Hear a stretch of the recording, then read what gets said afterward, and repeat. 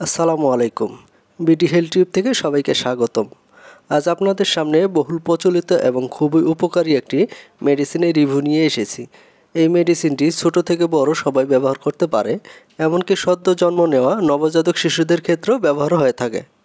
আজকের মেডিসিনটির নাম হচ্ছে নাইস্টেট ড্রপ।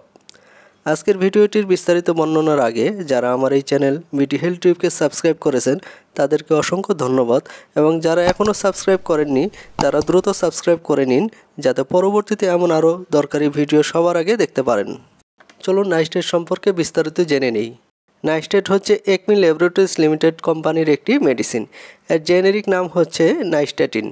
নাইস্টেট বা নাইস্টেটিন একটি ছত্রাকরোধক অ্যান্টিবায়োটিক যা বিভিন্ন ধরনের ইস্ট জাতীয় ছত্রাক দমন ও ছত্রাকনাশী হিসেবে কাজ করে। নাইস্টেট প্রতি মিলিতে রয়েছে 1,00,000 ইউনিট এবং প্রতিটি ট্যাবলেটে রয়েছে নাইস্টেটিন ইউএসপি 5,00,000 ইউনিট।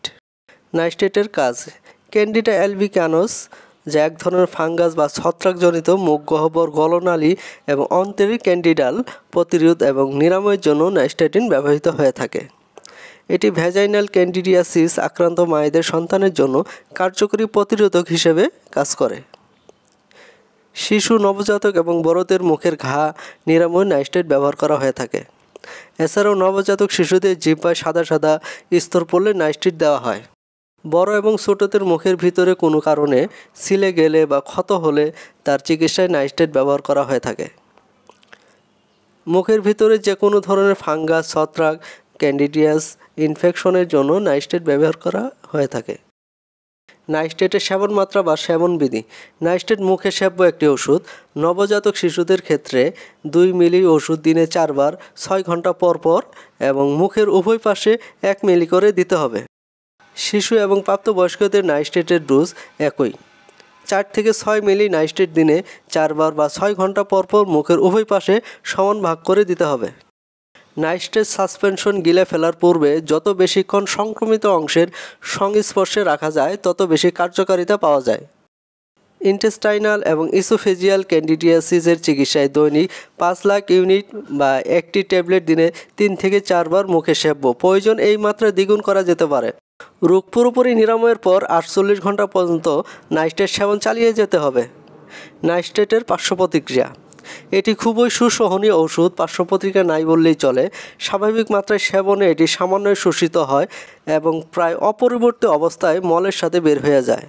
নাইস্টেট ব্যবহারের ফলে যদি কোনো জ্বালাপোড়া বা সংবেদনশীলতা দেখা দেয় তবে তৎক্ষণাৎ চিকিৎসা বন্ধ করে ডাক্তারের পরামর্শ নিতে হবে। সাধারণ পার্শ্ব প্রতিক্রিয়া: অধিক মাত্রায় নাইস্টেট প্রয়োগে মাঝে মাঝে বমি বমি ভাব, বমি, ডায়রিয়া, পেট ফাঁপা, পেট ব্যথা, বদহজম দেখা দিতে পারে।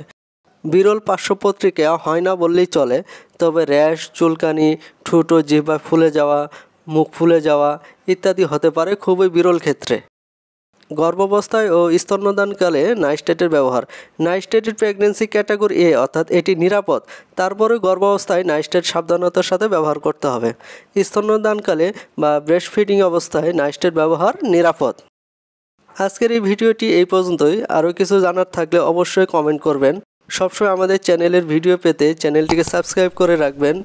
সবাই ভালো থাকবেন। আল্লাহ হাফেজ। আসসালামু আলাইকুম।